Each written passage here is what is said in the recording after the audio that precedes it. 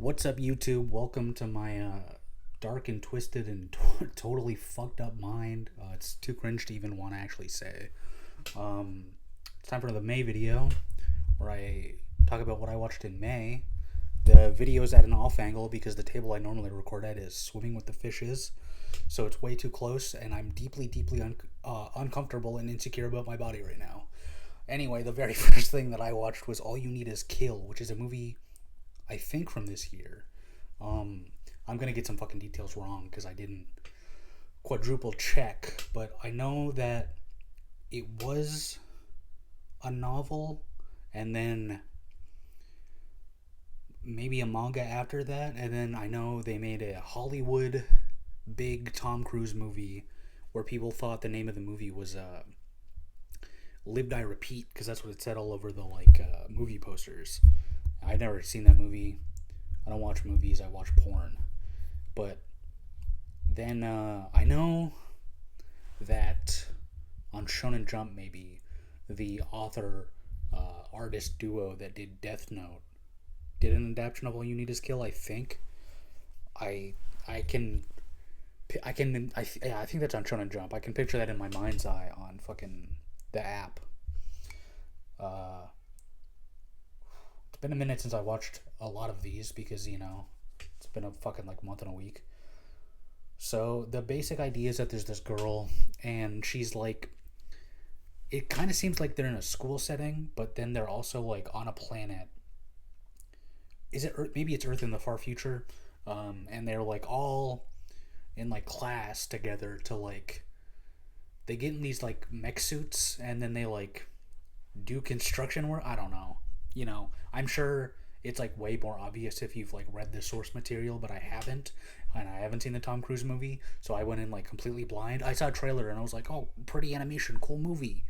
Um, and for whatever reason, I think she sees like a big rainbowy explosion, and then she wakes up and the day is repeated. Live, die, repeat. The basic idea is that she's in a time loop, and every time she dies, boom, reset. She wakes up at the same day occurs again.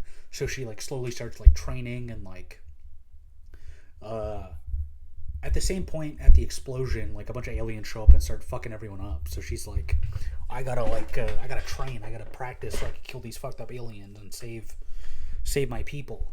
But then later on in the movie there's a point where like she doesn't die and time still resets. I think before that actually she's like, well, time keeps getting reset when I get murdered by these aliens. So maybe I should just kill myself and that'll fix it. So she kills herself, doesn't fix it. Then she, I don't know why, for one day she doesn't get killed and then time still resets and she's like, what the hell? And then she finds out there's another boy. Well, there's a boy. She's a girl. And um, he is the same thing where if either one of them dies, the day resets. Um, and then they like team up and start to like train to fuck up the aliens, and then for to go into any more depth would be spoilers. But the I went to rank this one. I really liked this movie. I thought it was a lot of fun. I'm a pretty big sucker for time loops. I think any episode of a TV show that's a time loop episode, it's usually a pretty good one. Um, so I went to score it. I gave it a 9 because I just had like a really good time watching it, and it's beautiful because it's a movie, so it has that sick, nasty movie level budget. But then when AniList will like show you the average scores of like most people gave this a fucking 6. Most people gave All You Need Is Kill. It had like a 60% average rating. So I was like, oh, people did not like this. And when I looked up like what All You Need Is Kill actually was, and it was like, oh, it's this novel or whatever, I saw that it's about the boy, but this movie is about the girl. So I wonder if people are like, woke ruined, All You Need Is Kill. It should be about the boy, although, and maybe it's different in the other versions, but like in the movie, he's like a little wimp, so I can't imagine that's like fun to read. But also, if the character's the same person that like Tom Cruise is supposed to be, maybe it's not I don't know. I can only judge this movie because it's the only version I've seen. But I thought the movie was great, as a LARPer, as a fake fan, as a if I come to the movie theater already in my All You Need Is Kill shirt, and I'm like, this is going to be the best movie ever. And you know what it was? After that, I watched Boku no Hero Academia, I Am a Hero 2, which is a bonus episode they put out like 6 months after the show ended. Um, Back when the manga ended, people were like, hey, that ending was kind of like not totally what we wanted. Like, I wish they expounded on a few more things. And then when the actual final volume of the series came out, there was like a whole extra chapter. And this episode is basically that whole extra chapter. I'll just say that I gave it a 6. I could see like actually thinking that it's like more of a 5 because it's literally just like the cast from like the main class of the show getting together and being like, isn't it crazy we're all adults now? Whoa. And then it ends with whoa. There's a lot of bugs in my room right now, don't mind them, they're my friends. It just ends, the final shot of the episode slash I guess series is the main guy and the main girl being like, hey, he didn't wrap up our emotional arc in a satisfying way. We should probably start fucking. And then it ends. It ends with them like dapping each other up. I know people were making fun of that, but it didn't really do anything for me because I don't care whether or not the main guy and the main girl are fucking in my action series. That's not what I came to watch. It's literally just an episode to be like, we're adults now. It's really not very interesting. I gave it a 6 because it wasn't like bad, but like it doesn't even need to exist is the problem. And also there's a scene where there's a character named Mirio, who's like one of the like fan favorites, and like very powerful character in this action series, and he has the power to like go through walls and shit. And then in the final battle against like the final boss, there's a moment where he like phases all of his body except for his ass cheeks, and then like only his ass cheeks are showing to the final boss, and he's like, whoa, what do we have here? It's a full moon. And then it makes the final boss go like XD, and it distracts him for half a second. There's a fucking moment in this final episode where that guy shows up and he hops into a big bush, and then he just starts like spamming his ass cheeks out of the bush at a group of children, mind you, and being like, try to hit my ass, who can hit it? And I think they say like, there's a thing in the My Hero world where everyone is the like whatever hero. So like Endeavor is like the burning hero because he's on fire, oh, the tape guy is the tape hero because he has tape, whatever. But it's like, oh, Mirio is the comedy hero, and I'm like, he never really was like all that like hilarious before they shoehorned in. They're like, he can't stop talking about his ass cheeks. He fucking loves mooning children. It does facilitate a scene where a really shy kid is the one that hits his ass. So they're like, wow, I didn't know you had it in you, Tommy, to hit Mirio's ass. I don't know. That part was cringe. But, talking about it, it's kind of funny, I guess. I suppose. But, whatever. After that, I watched One Piece and the Curse of the Sacred Sword, which is one of the One Piece movies. This is movie 4, I think, because it's One Piece the movie, Clockwork Island, Chopper, this. Yeah, okay. Thank God I have an impeccable memory. Although in the anime I talk about after this, I'm going to talk about how my memory is actually bad. This movie, I know for years I saw people on Reddit say that this movie like sucked dick, because the basic idea is that Zoro, one of the main characters, the villain of the movie is actually his old buddy from like back in the day, from Zoro's shitty backstory. He had one friend that died from falling down the stairs, and then this other guy who got a cursed sword and became a wielder of the cursed sword. But the whole like crux of the plot is basically that like Zoro is like, well, I gotta help my buddy out, so I gotta betray my day ones. Well, I guess in this case he would be going back to his whatever. So he abandons the Straw Hat crew so he can go hang out with Cursed Sword Boy. And like the Reddit comments and shit I would always see is that Zoro would never do that. Zoro would never betray the Straw Hats no matter what. Which I can understand saying, but then this is also a franchise where we have 4 of the like 10 Straw Hats have betrayed or left the Straw Hats at a certain point. Like Nami originally was like double crossing them, and then later Usopp leaves, and then at the same time Robin leaves. Granted, she got kidnapped, but she still leaves. And then like later on, Sanji leaves. Like the people yearn to leave the Straw Hats. They can't get enough of fucking leaving the Straw Hats. But the fan base is like, those chuds love leaving the Straw Hats, but fucking Giga-based Jad Sora would never do that. But evidently he would in One Piece the Movie 4, Curse of the Sacred Sword. What did I give this? I give it a 7 out of 10. It, in terms of like animation, like visually, the first 4 movies. No, is this movie 5? This is movie 5. Yeah, okay. Before Curse Sword, there's that other one. I don't remember the name of it at all, but it's the movie where Luffy fights that guy who's made out of liquid candy.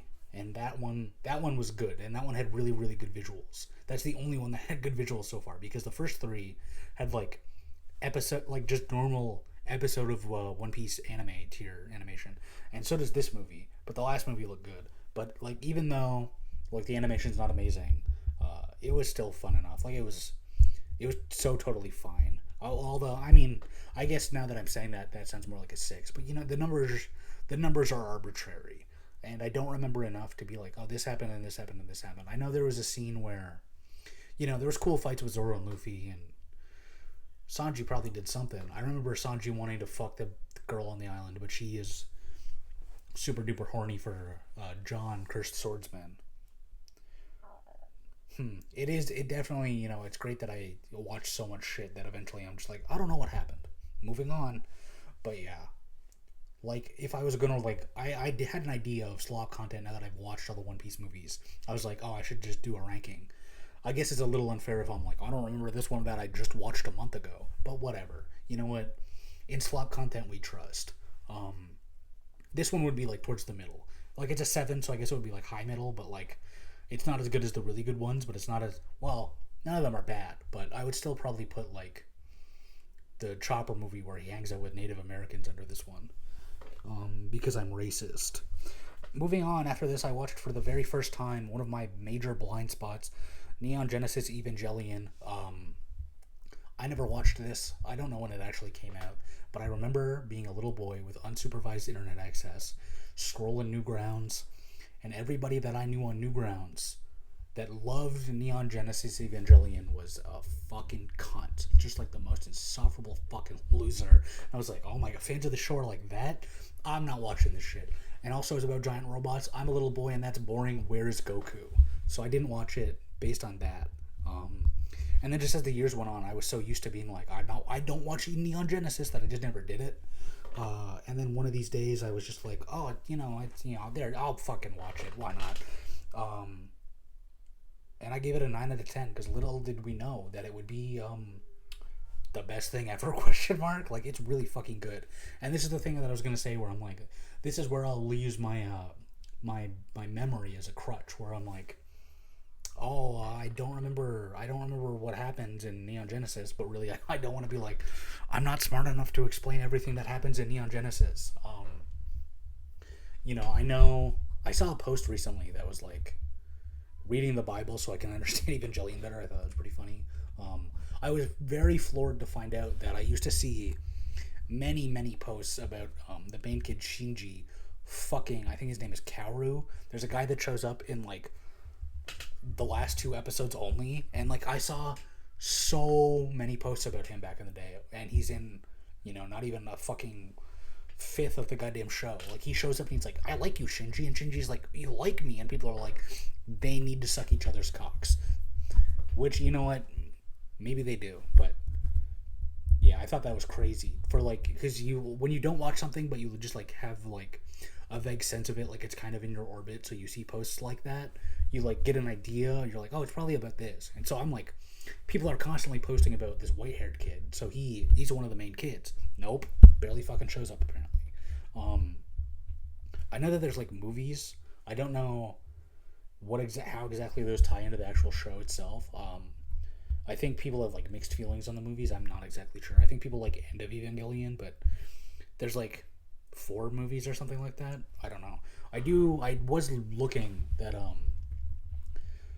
the Evangelion guy apparently is the same guy that did Shin Godzilla, which I'm not about to glaze because I haven't seen, but I know people fucking love Shin Godzilla. And then Shin Kamen Rider came out recently, and I think people didn't watch that as much as they watched Shin Godzilla. But for years, I've had the Shin Godzilla Blu-ray, and I'm like, one day I'll watch this. But maybe now I should probably finally lock in and watch it now that I've watched Evangelion. But yeah, 9 out of 10. Most things I actually give the full 10 is something that like where I like really connect with the characters and am affected emotionally. This is more of a like I watched it, I really really loved the writing and the characters, but not on a way where I'm like, I don't know how to describe it in a way that makes me not sound like a fucking moron. One thing I really liked was that this is a show where the writing of the characters felt so fucking real. Like, it felt like I wasn't even watching an anime, despite the giant robots and the evil fucking angel alien things. It was like, holy shit. It felt like, the fucking writing was like being blasted into my soul or something. I don't know. But, because I'm a little stinker and I don't remember anything other than it being good, it's time to move on. Maybe in a future video I'll talk about how I cave and watch all those movies, but probably not anytime soon. The next thing I watched was The Super Cube. This is something that I heard about because I was like, it's called The Super Cube? That's the coolest thing ever. And then I saw a clip on Twitter of The Super Cube, and it was this like insanely highly animated like Sakuga, like the shit that makes Solo Leveling fans cool. And I'm like, I gotta watch The Super Cube. It's got the best name in the world. It's got cool animation. It's probably the best show ever made. And then I watch it, and I give it a 3 out of 10 because The Super Cube is fucking incoherent. It only exists to like have scenes like that, to have you be like, hype and aura, whoa, whippy. But like, because the actual writing of everything surrounding it is so fucking cheeks, it's not worth even like getting excited about what's happening. The show starts and there's some guy, and I don't remember the exact setup, but he like is teleporting all over the place, blah blah blah. And then the show actually starts, and there's main guy, and then main guy is getting chased by thugs, and then for whatever reason he comes into contact with the Super Cube, and it starts talking to him with its robot Super Cube voice, and it's like, hey, Mr. Main Character Man, I want to help you become the strongest in the world and become God or something. It said something like that. And then main guy's like, how do I do that? And then the Super Cube is like, you need to go find gemstones, go hunt down crystals. And then there's just a few episodes of him like going around the city and like caves to find gemstones. It's fucking boring. I'm like, when he's not hunting down gemstones, he's like getting harassed by the thugs where they're like, we want to kidnap and essay your girlfriend, and he's like, don't do that, I'll be mad.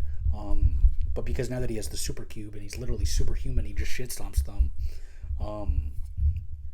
And then what happens? The best part of the show is like these thugs keep bothering him, and then eventually they kidnap the girlfriend, and then he has to like run up a skyscraper, and then like every now and then he's like, I'm on a new floor of the skyscraper, cue new fight, and like, the fights or whatever, like they're probably objectively like kind of cool, but like that's why I would give it a 3 and not like a 1, because the writing is so fucking dog shit. But the problem is that like he just like punches hard, and it's not, he has this like awesome Super Cube that lets him teleport and shit, but he's just like bam, and then the fight fucking ends. If I remember right, there's literally a fight where like he like walks into the floor, and then they were like, I'm Mr. Badass Man, and you're gonna fight me, and then it cuts away, and then it just cuts back to him having already won, and I'm like, okay, well, what are we doing? If the only thing of substance is fucking like you having cool fights, you're like robbing me of a fucking moment of post-nut clarity if you're just gonna fucking skip the fights. Like, what do we have if we don't have the fights? And then he gets to the top and he saves his girlfriend, I think, or she gets super kidnapped, maybe. I'm getting some of the details wrong, because after this he is like inducted into like the supernatural mafia, and then he's like, whoa, I'm a member of the supernatural mafia, and then he fucking is doing quests. At this point I tuned the fuck out, and I was just like, oh, when is this over? Holy shit, it's 12 episodes, but it feels like 900. Fuck. I think he like goes up against a final boss that he can like barely do anything against until at this point, I guess I realized I really wasn't paying attention, because during the final boss battle, the super cube wakes up and is like, I'm finally awake again, master. To your right is a super gemstone, by the way. And then the main guy's like, thank God you're awake again, super cube. And I'm like, when did the super cube stop being awake? I guess I didn't realize it stopped talking to him, but like, huh? And then he gets like a giga boost in that moment and wins the fight. And then he goes home because he's done his mission. And then one of the girls that was on the mission with him is like, now that your time with the Super Mafia is done, do you want to enter this supernatural world martial arts tournament? And he's like, I have to. And they like tease up a second season that I don't think ever got made. I think Super Cube was only from last year, so God willing, there's hope that they're gonna make fucking Super Cube season 2, and I will be seated because I love to fucking torture myself. I have to sit down and what will he do next? Will he punch another guy? Will he punch another guy really strong and be hard? Hell yeah, brother. All right, moving on. 3 out of 10. I think I already said that, but holy shit, Super Cube was bad. After that, I watched Kaya-chan Isn't Scary. This is something from last season or the season before, where sometimes I pull up the season list. And I'm like, I guess I'll watch that. I was intrigued from the thumbnail because it's called Kaya-chan Isn't Scary, and on one side it's like a normal little girl and like on a playground, and then on the other side it's like all demonic and she looks like all evil and there's like a bunch of evil demons and ghosts and shit. So Kaya can like see evil demons and ghosts and shit, and then like there's that's basically the gimmick where like she'll be like playing at daycare or whatever, and then like ghosts will attack people that can't see them, and then Kaya will have to save them. But she's like also such a fucking freak. She's like emotionless for the most part. So people are like, Kaya, you're fucking freaking me out. Like, Kaya, smile. You're so much prettier when you smile. Please, fuck. But it's not. I think the show is for kids, but also maybe it's a little too scary for kids. So I don't know if that's true. Anytime a ghost shows up, Kaya walks up and she's like, bam, and she one punches the ghost and it just like fucking dies. So like there's no stakes because I'm like, well, Kaya will deal with it. My goat Kaya, she's got this. She's fucking handled everything else. I think maybe the scariest things in the show are when like things aren't about ghosts. Like there's a point where all the kids are like going on a walk. I think that's a thing I've seen in other anime where it's like Japanese kids in daycare like go for walks, like as a whole, as a unit. And there's a point where like the one girl's like, Kaya, there's a ghost up in that window, and then they like look and there's a guy like, and then they point it to the adults and they're like, oh no, like it's fine, and then they reveal that an old man had hung himself in the window and these kids are looking at a real life dead body. Like that's not like scary per se, but that's like kind of tragic that these two little girls had to see a dead body. And then later on there's a moment like towards the end where Kaya is at like a school festival or something. A major gimmick of the show also is that Kaya will be with her dad. They will be separated. Shenanigans ensue, and then like after everything's said and done, like Kaya killed a bunch of ghosts or whatever, the dad runs up and be like, you can't leave my sight like that, even though every single time it's him fucking leaving.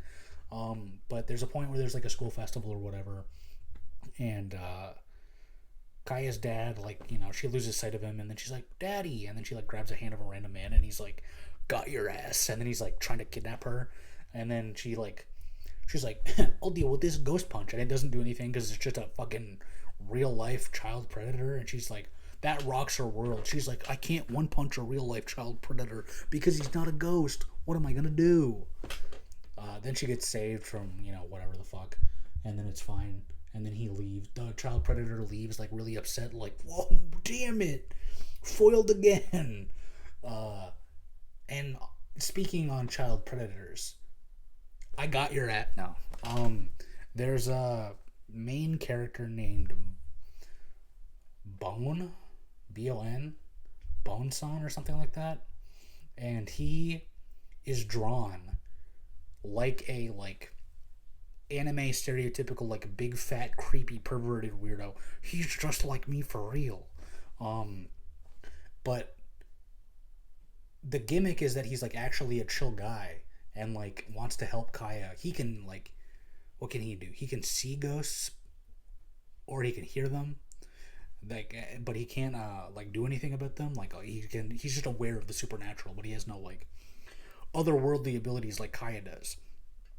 So people are like, who's this fucking creepy fuck? And he's like, no, I'm like, I trust Lady Kaya with my life. She like really rescued me when my fucking kid died and turned into an evil ghost. But then they like play on the gimmick that he looks like a creepy weirdo, where he'll be like in the bushes, like taking pictures of Kyle, like, oh, Lady Kaya, you look so powerful. And I'm like, the whole show is them showing that he's like actually a guy with a heart of gold and like will do anything to protect this like little girl, even though she is the one that can deal with the big scary ghosts.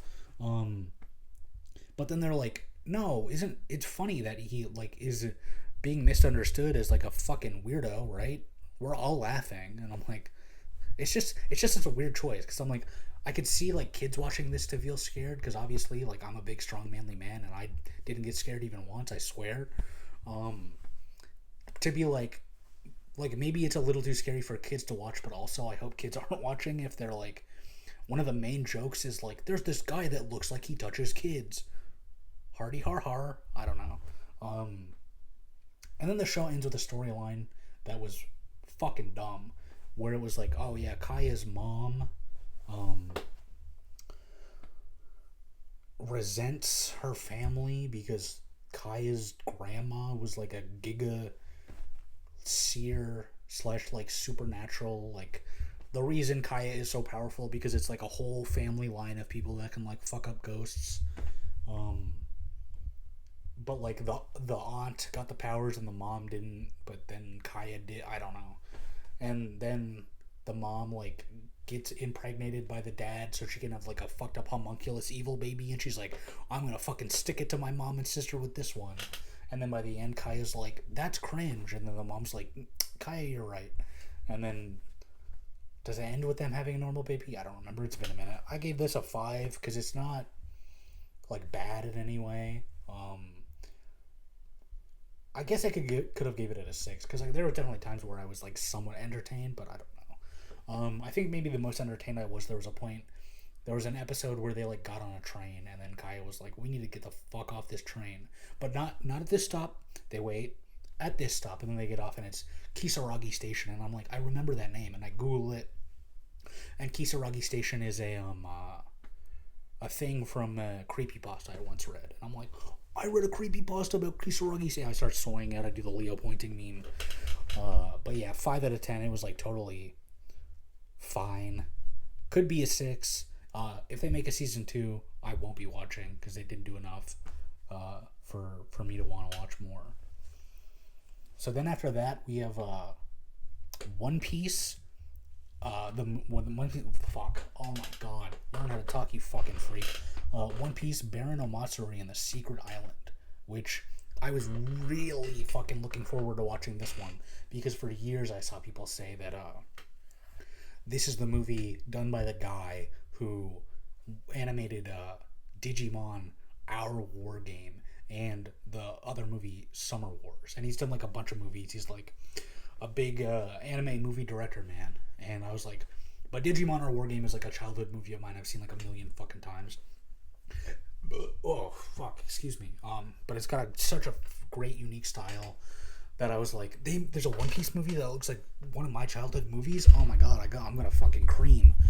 So I go watch it, and it has a fucking chef's kiss fucking visuals. I gave this one a 9 because it's a One Piece, one of my favorite things ever. It's got the art style of this thing I'm very nostalgic for, so I'm like preemptively fucking nostalgia baited by a movie I've never seen. But it's also this really, really fucking great story where they go to this island, and there's this guy, Baron Omatsuri, who like, his whole crew got fucked up crazy style by the island, but there's this like plant that will like permanently regenerate them if he like feeds the plant people. And he wants to like, he like tricks the pirate people to come there. He like, so it's an oasis and we all have fun and play games and whatever. But then he like really, he beats them and like feeds them the plant so he can like keep kicking it with his boys. And then like, spoilers, there's a point, I don't think there's any legal way to watch this movie, except for the way I did it, allegedly. There's a point where he feeds every single one of the Straw Hats except for Luffy to the plant monster, and Luffy is like fucking devastated. Like in canon, the only time we've seen Luffy this fucked up is when spoilers I guess, but this happened like 2 decades ago when Ace gets killed, his brother. and he it's funny to describe it like that. He crashes out. Your brother dies and you fucking get trolled. You get rage baited. He starts crying like a like a little baby. Holy shit. It's 3 a.m. for reference. I'm losing my mind. But yeah, so then Luffy, like, with the help of a like crackpot team of like randoms that were on the island that didn't get fed to the big plant monster, Luffy ends up defeating Baron Matsuri and saving the boys. And holy shit, it's peak. It's maybe the best, like, it's the best older One Piece movie, because obviously the newer ones are all pretty good except for Stampede. Stampede was cheeks. Because like I love Strong World. People love Z. I thought Z was boring. I like the Gold. I haven't watched it since it came out. Thought Stampede was cheeks. To be fair, I also haven't watched that since it came out. Maybe I thought, like, before I do the slop content, I would rewatch all the newer ones, but that's a couple hours I would have to dedicate to, and like think of all the super cubes I could watch in that time. But yeah, so I feel like if I was going to rank them, no, that's spoilers for a future video. What the fuck am I doing? But I gave this one a 9, so obviously it would be high. All right, moving on. After that, I watched One Piece, Mega Mecha Soldier of Karakuri Castle, the next movie, and the second to last movie that I hadn't seen. Although this is the last real movie. And what's unfortunate is that because I was just crazy style glazing the fucking Digimon or War Game One Piece movie style animation, is to come to this one, which looks more or less like a normal episode. But this movie was very, very funny. What did I give it? I give it an 8 because I had a lot of fun with it. Although it's very funny, which is like important in a One Piece story because One Piece is pretty funny. Is that the people they're up against is this like trio of chuds, and like the one guy's like, I'm such a super genius that I'm going to conquer the world with my mechas, and then Luffy's like, hey man, that's kind of gay, don't do that. But like it's like 3 weaklings. Like the one guy is smart, so he can like make mechas, but they're not like actually physically strong. So like Zoro gets into a fight and then one taps his opponent, Sanji gets into his fight, one taps an opponent. It's like kind of bizarre that like normally when they do movies like this, like the good guys win and like maybe they struggle a little bit until they bust out whatever like latest move they have and then they win in one hit. But like this one, they literally don't struggle in the slightest. And then Luffy is fighting the main guy in his like various mechas. There's a point that made me laugh where Luffy's fighting the guy and he like keeps getting into different robots, and every time like Luffy's like, awesome, and the main guy's like, these are pretty sweet, I have to admit, my mechas are pretty cool. But there's a point where Luffy is like fighting the mecha and smoke starts to come out of him, and I was like, oh, that's like Gear 2, but he didn't like announce it. So it was a weird way that they like teased an ability that he was going to have very soon in the anime, where like he activates Gear 2 and it's just he goes Kaioken basically, where he gets an overall stat boost, and the visual indication that he's Gear 2 is that his skin turns red. He has a red skin. He's just like me for real. And then he like has smoke coming off him because he like uses the rubber to like pump the blood through his body, and it makes it, the blood is so much faster, it makes him faster. It doesn't have to make sense. But like he does that, and then after they win, he's like, I just did something fucking crazy, to be like point and wink at the audience, like, yay, get excited for in actual canon when he goes Gear 2, you can be like, I watched One Piece Mega Mecha Soldier at Karakuri Castle and he did that. Whoa, I'm in the know. Alright, moving on. We're leaving One Piece Town, unfortunately. For now. There's another entry coming up soon. After that, I watched Rick and Morty the anime, which is something I forgot existed, but I was surfing Apple TV and I was like looking through like the Apple TV store. I'm like, is there anything modern that's like not on streaming that I could buy, like in terms of anime? And then it was like Rick and Morty the anime, and I was like, I forgot they made this, because I remember it in an episode, or like maybe for like a teaser, they like did like a Rick and Morty anime style thing, and I was like, oh, cringe. Ignore that. And moving on. And then I was like, well, I gotta commit to the torture myself gimmick that I self-inflict and watch Rick and Morty, and like, there's no way this is good. And I haven't watched Rick and Morty in years, but I liked it when I did watch it. Wubba dub dub. I'm Pickle Rick. Why aren't you laughing? Um, but would you imagine my surprise when I watched Rick and Morty the anime and I gave it a 4 out of 10 because it's fucking boring as all hell because it's not a comedy. There's like nothing resembling a fucking joke in the whole goddamn show. It's just a hyper serious anime about like what if Morty had a girlfriend across the multiverse, but also time travel, but also blah blah blah blah blah. And then in the end, she fucking dies, and Morty can't be happy. And I was I was dreadfully bored. I gave it a 4 because like realistically, it's not like true dog shit, but like okay, so you're taking Rick and Morty, a comedy, and you're like strip it of all that. So like I don't know who this is for because if you're a Rick and Morty fan, you're like, oh, I would watch Rick and Morty the anime because it's Rick and Morty. But then when it doesn't actually have that, what like I guess am I a fucking former Rick and Morty fan? Like I'm a cured Rick and Morty fan. I watched it when it was like new and coming out. Well, I guess it's still coming out. I watched the first 4 seasons of Rick and Morty and then moved on with my life. I'm sure it's still great, but you know, then right now I would say I watch this as just an anime fan, and it's not a good anime. Like visually, it's fine. I forget who did it. I think the same animation studio that did this did Tower of God. That might be wrong. I remember I looked at that when I watched it, but I'm not gonna look again right now. I'm busy. Um, but yeah, so boring. I think if I was gonna lower it, maybe I'd give it like a 3 because I was like, I really wasted my night watching this one. But if I just hope they never fucking do it again. Because like, what was the point? It'd be like if they were like, okay, we're doing a Rick and Morty live action, but it's more akin to Breaking Bad than Rick and Morty. I don't know. It's fucking stupid.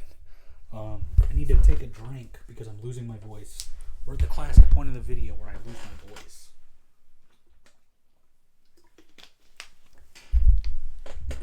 Okay. Moving on. We're into stuff that's actually pretty recent. I think this stuff was 2 weeks ago. For some of it. The next 2 things were 2 weeks ago, and the 2 things after that were like last week.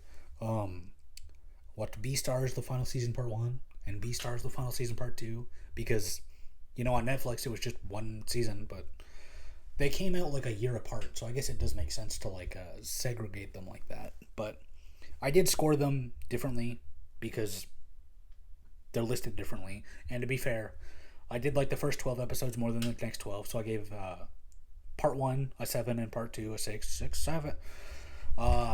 Beastars season 1 I remember loving. It's a show. It's just anime Zootopia, and I thought it was really, really good. Then season 2 they were like, what if the main wolf guy solved the murder? And I'm like, what are we doing? And it was about that. And then I remember in the final episode of season 2, Legoshi, the main wolf guy, is battling the evil lion guy that like ate one of their classmates because they're in high school. And Legoshi's friend that's a deer like gets on the roof with them and is like, Legoshi, the only way you can beat him is if you're bloodlusted power scaling style. Eat my foot. So then Legoshi eats Louise's foot, and that like power boosts him to a level that he can beat the lion, and he does it, and that was fucking cringe. I don't remember what I gave season 2, but I think it was not high. Oh, maybe it was like bare minimum 6, but because I was like, it's still fine, I guess.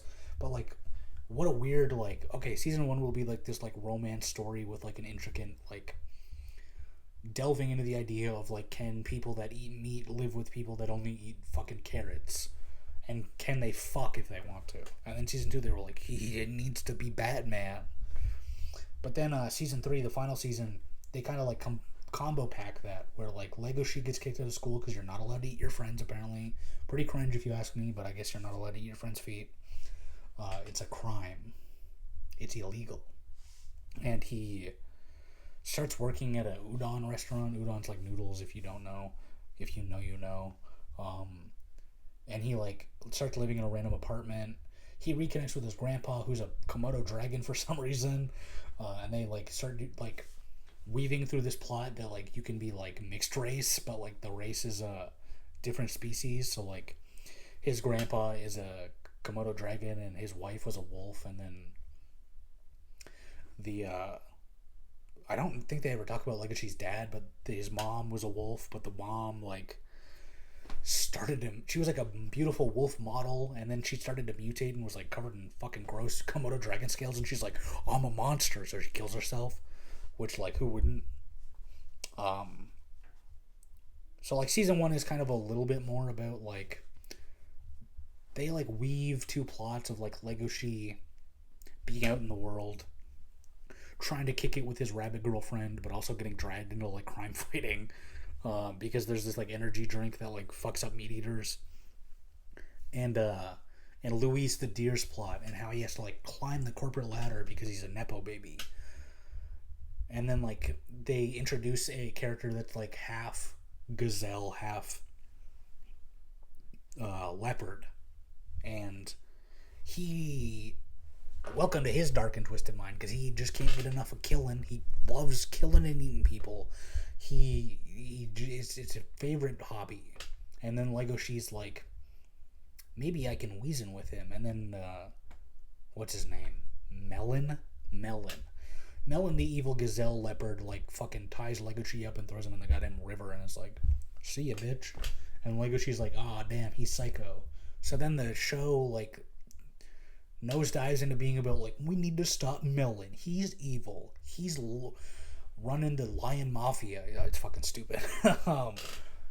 And then, you know, Legoshi and Louis are like, I'll deal with him this way, you deal with him that way, and it culminates with, like, Legoshi beating the fuck out of Melon, and then Luis being like, politics, and then it cuts to the Komodo dragon grandpa, and then like a horse guy. I left this part out. There's a horse guy that's like, there's a thing in the world of Beastars called Beastar, and it's like, if you're the Beastar, you're like fucking Giga Chad himself, and you're like a higher authority than the police or whatever. So the horse is the Beastar, and like he's like homies with the Komodo dragon, who like could have been a Beastar with him, but he left so that he could fuck that wolf. I'm talking gibberish because the show's fucking ridiculous. And, you know, they're standing next to each other watching, like, this. I think the horse is like, Legoshi really could be a Beastar, but so could Louis. And then the Komodo dragon goes, he fucking looks right in the camera. Yeah, they're a couple of Beastars. And then I fucking roll my eyes. And then it just cuts to a, like, where are they now narration segment, and the show is over. And, you know, I think it ends with, like, it answers the season 1 question of, like, yeah, Legoshi the wolf can fuck his white rabbit girlfriend. I don't know. You know, 6 out of 10 for part 2, because it was still, I still like the show, but, like, holy fuck, if the premise is just so ridiculous that it's like, has you rolling your eyes and being like, what am I even fucking watching? I know the Beastars lady, the author, is also the author for Sonda, which is kind of like equally ridiculous, but, you know, hopefully it doesn't fucking nosedive where this is about, like, animals fucking, so hopefully Sonda doesn't become about, like, him turning into Santa Claus and then fucking all those kids. That would be crazy. Crazy awesome. No. So then after that, I watched this last week. I watched The Invisible Man and His Soon-to-Be Wife.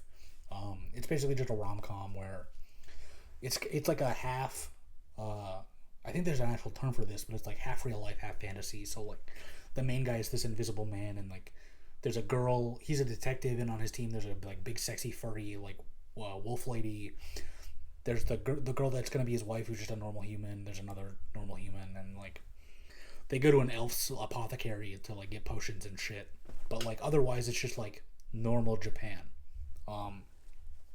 You know, in episode 1 he's like, you want to go on a date with me? And then it's about him, like, trying to fuck this blind lady.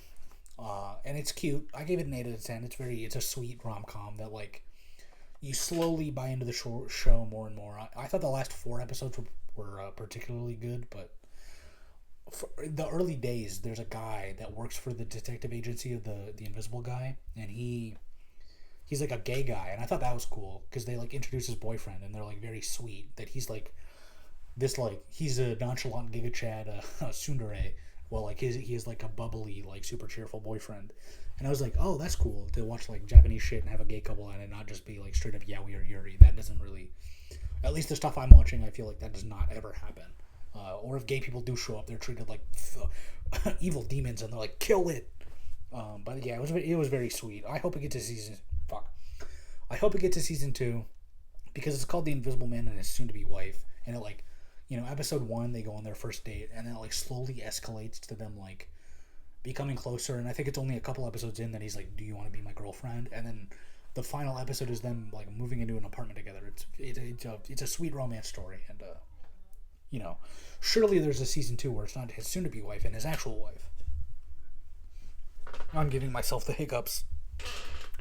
But we're in the home stretch. I only have 3 more shows to talk about, so, I gotta hit that 1 hour mark like I always do for no fucking reason. The next thing I watched was... Did I say I gave Invisible Man an 8? I gave it an 8. I probably did. Whatever. The next thing I watched was One Piece 3D Mugiwara Chase, which means Straw Hat Chase. Which, when I looked up the list of One Piece movies, this was included. It's a 30-minute long special that apparently, like, aired in theaters, like, right before... something Toriko related, because One Piece and Toriko were, like, attached at the hip for a little while. It's like a 3D movie. Obviously, little did you know One Piece 3D was 3D. But, like, the whole thing visually, and I was trying to look this up, I couldn't find any, like, truth to it. All the character models and shit look like they are pulled from the One Piece Pirate Warriors games. So I was like, did they just, like, use the models from that game? It looks just like it. And that's one of my favorite games ever. I've played One Piece Pirate Warriors 3 a million times. I would recognize this, but I couldn't find any, like, proof to that. The basic idea is that there's, like, dying old man, and he has, like, a dog that can turn into a bird because it ate a devil fruit that lets the dog turn into a bird. And he's like, I'm dying, dog. Go, like, I'm abandoning you so you can, like, go live in the woods and not be with a dying old man. And the dog is like, woof. Holy shit. The dog is like, I don't want to leave you, but he doesn't say it because he's a dog. So then the old man's like, I tell you what, you can be with me if you get me Straw Hat Luffy's hat. And the dog's like, hell yeah, brother, and then, like, takes off. And then they, for whatever reason, the old man ends up saved by the Straw Hats. And meanwhile, the dog bird stole Luffy's hat, and Luffy's, like, chasing it. Hence why the movie is called Straw Hat Chase, because he's chasing and the old man is, like, getting cared for by the Straw Hat Pirates. And then he's like, I'm dying and I wanted to abandon this fuck-ass dog, so I told him to do something I thought would be impossible. Steal the hat of a 300 million berry bounty guy. And then I'm like, that's fucking stupid. Who wrote this? That's fucking stupid. Anyway, but, it was 30 minutes long, so, it was, like, totally whatever of just them, like, the Straw Hat and Luffy and the dog get chased into a marine base, and then the Straw Hats have to, like, roll into the marine base, and then they fight a bunch of marines. And that part's actually pretty cool because it's, like, the entire pirate crew, like, fighting 3 giants at once. That was pretty cool. Clearly, like, inspired by them fighting oars in the actual series, which was one of my favorite fights of the whole show. So I was like, yeah, peak. Even though it looks kind of ugly because it's fucking PS3 game graphics, it's fun. Then they get the Straw Hat back, and then the old man is like, I'm sorry I tried to abandon you, dog bird. Let's live together forever, even though he's an old man. So, like, how much longer does he have? And then after the battle, he, like, coughs up a fork or something, or Chopper the doctor is like, hey, by the way, when I was healing you, I pulled this fork out of your throat. That's probably what's fucking you up, man. And he's like, damn, I guess I'm okay. Alright, see you guys later. And then I think he says to Luffy, like, you're gonna be king of the pirates. And Luffy's like, dab me up, brother, I knew you were chill like that. And then the movie ends, and, it said it was a double feature, so I assume it counts as a actual movie if you, like, watch 30 minutes of this One Piece movie, and then watch 30 minutes of some Toriko bullshit, which I didn't do, because I have not watched Toriko. But I gave this one a 6 out of 10, because it was, like, so totally fine. If it was any longer, it would probably get a lower score, because the plot just isn't there to sustain something longer. Like, I mean, admittedly, this could have been, like, fucking 10 minutes, and it would have been, like, just as good, but... Because a bunch of writers sat down and they were like, what if it's a movie where a dog steals his hat? Wrap it up, fellas. We did it. I don't know, it's fucking stupid. So then, moving on, I've been on Twitter recently. I've been seeing the VTuber Pipkin Pippa post that she's watching To Be Hero X, which is a show that came out, I think, last year. And it's a show I'm aware of. My gay boyfriend Andrew watched it. He has said that he's given it a 7. He showed me a fight from it at one point. It was a pretty cool fight. I had no context though, so I was kind of like, yeah, whatever. At one point, like months ago, I watched episode 1, and I was like, I'm gonna watch To Be Hero X, and then I didn't. But I'm seeing Pip and Pippa post about Tubi Hero X, and then another VTuber gets in her replies like, "Oh, you should check out the first show, Tubi Hero. It's the start of the franchise." And I'm like, "Oh, huh." And I Google it, and there's Tubi Hero, Tubi Heroine, which I didn't know about, and Tubi Hero X, which I knew about. But I'm like, "Oh, okay. Well, I'm something of a completionist myself, so I'll watch all 3 shows." So the next thing I watched was Tubi Hero, which Tubi Hero X is like a hyper serious superhero show with like crazy action scenes with like hella Sakuga animation. This bug looks like it just fucking flew out of my hoodie. Whatever. But Tubi Hero is a comedy gag show with like hella toilet humor where the main character is literally called Oji-san, which just means old man. And it's like, Oji-san is a 38-year-old man. He's a single father. My arm's getting tired holding the mic. He sells toilet bowl seats.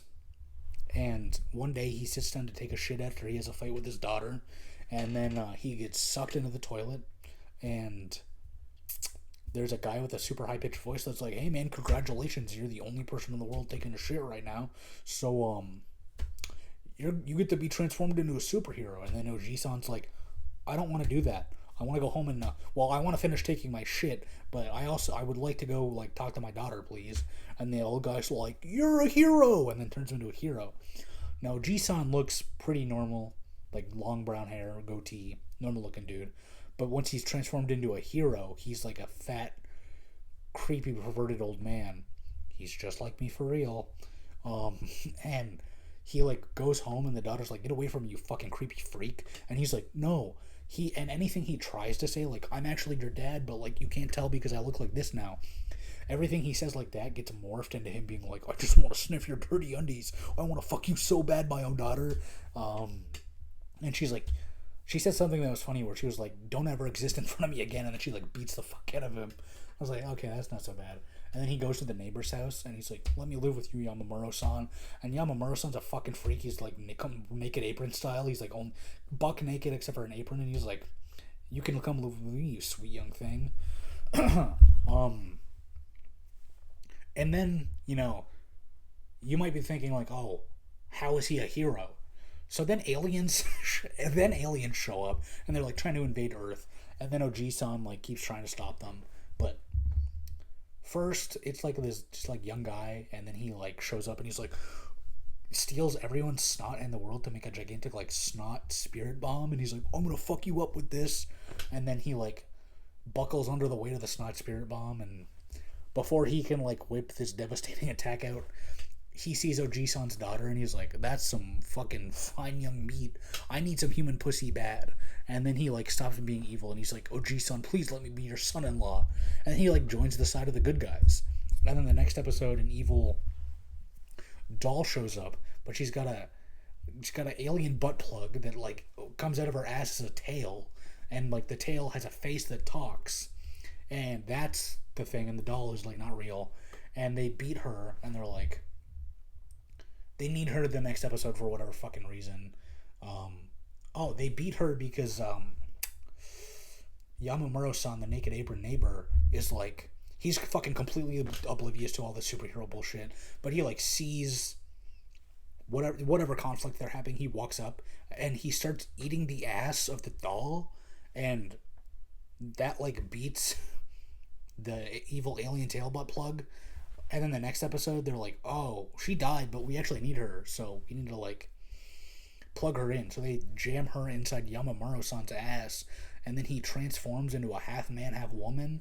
So, like, he was, like, 3'5", but then he gets the alien butt plug tail put into him, and then he, like, transforms into a, like, 6', like, he still largely looks like a man, but his voice is way softer.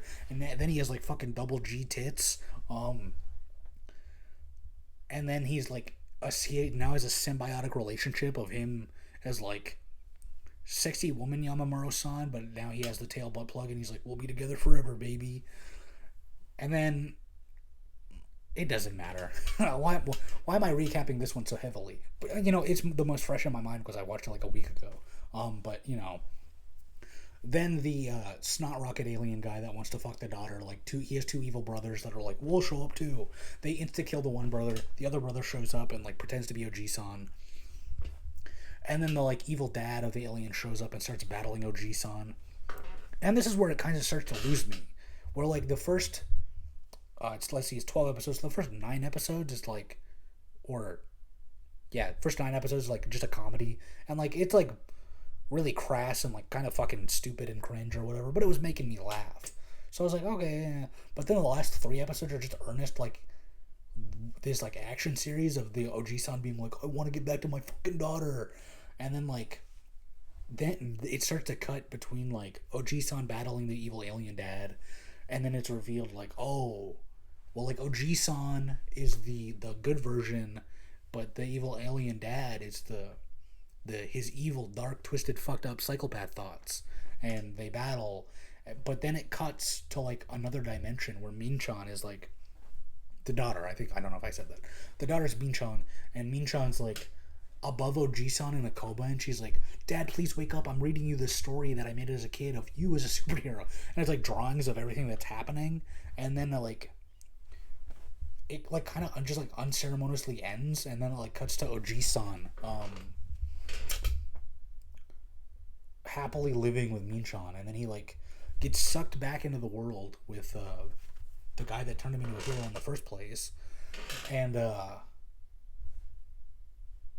it shows like normal OG-san and then like fat OG-san, and they both say like, I want to be with Min-chan, and they get sucked into the toilet. And then the big fucking guy that turned him into a hero in the first place was like, yeah, this is a world of multiverses, don't worry, like everything that we've shown is canon and happened. And I'm like, okay, so it's like it being a multiverse, how it ties into To Be Hero X.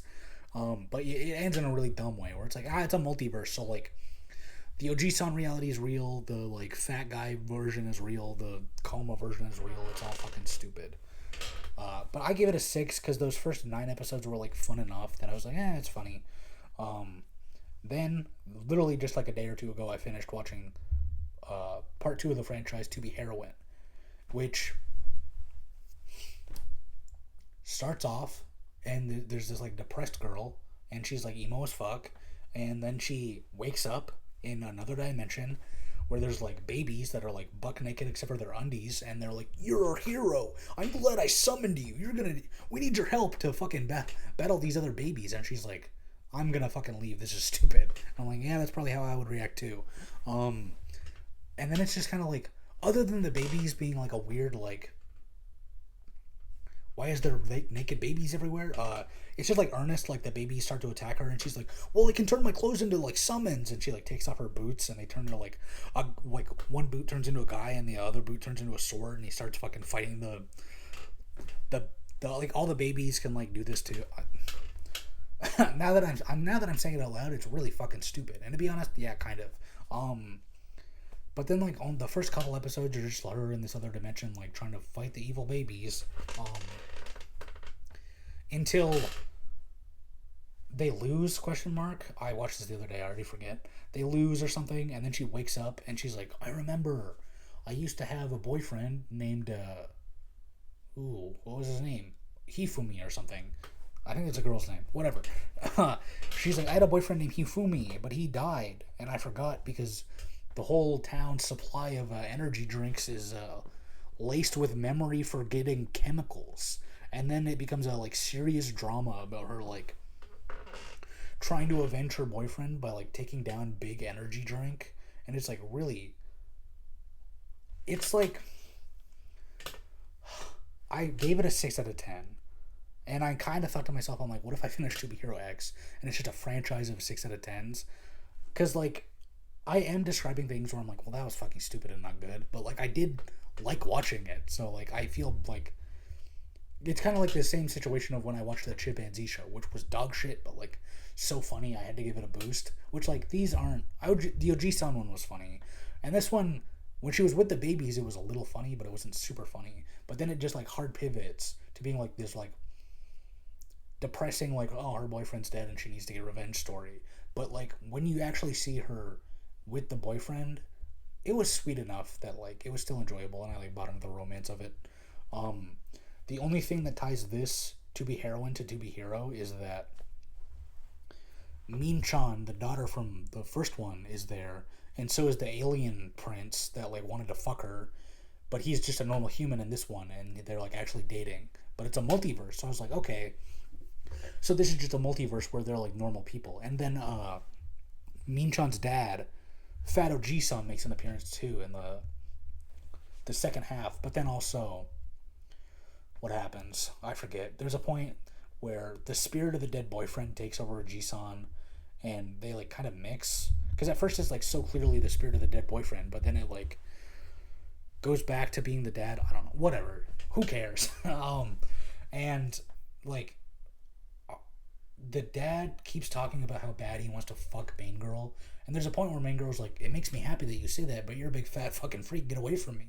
And then he goes into a room. He locks himself into a room, and he spam does push-ups and sit-ups and whatever. And it's an anime, so he loses all the weight in like one day. And then he comes back, and he looks like normal OG-san from episode 1 of To Be Hero. And I'm like, okay. So those three characters like carry over, but it's a multiverse, so it's not really them, blah, blah, blah. And then I looked up, I'm like, how does this tie into To Be Hero X? And then I looked it up, and it's like, oh, they're all completely unrelated. They're in the same franchise for no reason. Like, the only thing that like connects them is the idea of like superheroes. So like season 1, OG-san is a superhero, and then season 2, she's a hero in her dream world that wasn't even fucking real. But then season 3, To Be Hero X, is like an actual true blue fucking superhero show. But it's gonna take me a while longer to get through To Be Hero X. I would have liked to have talked about all three in the same video, but To Be Hero was 12 episodes, so it's only like fucking 6 hours or whatever. And then To Be Heroine was only like 7 episodes, so it was equally like really short. Like on AniList it says it's 12 episodes. I had to look this up because on Crunchyroll it only was 7, and then I googled it and it was like on China it was 12. Which, why? Whatever. The video's over because I'm done talking about all this bullshit. But yeah. So hopefully, next month, in June, my very first thing I can talk about will be To Be Hero X, and I can hopefully it can break the curse of being 6 out of 10. But like I said, Andrew gave it a 7. So that scares me because we how do I want to say this? We don't, there's some things where we're both like, oh, Attack on Titan's a fucking 10. But, he gave it a 7. I think, and then we both watched Clevitus. I'm sorry, I'm fucking trying to work on my own fucking brain here. We both watched Clevitus. I think maybe I gave that one higher than him, but like only by like 1. So it might be a case where I'm like, To Be Hero X is a 6, and he's like, no, it's a 7. And then we 6-7, and then we kiss. I don't know. Tune in 1 fucking month when I watch To Be Hero X. I'm always so bad at ending videos. Thank you for watching. Goodbye from my twisted, fucked up mind. Goodbye. Like, comment, and subscribe.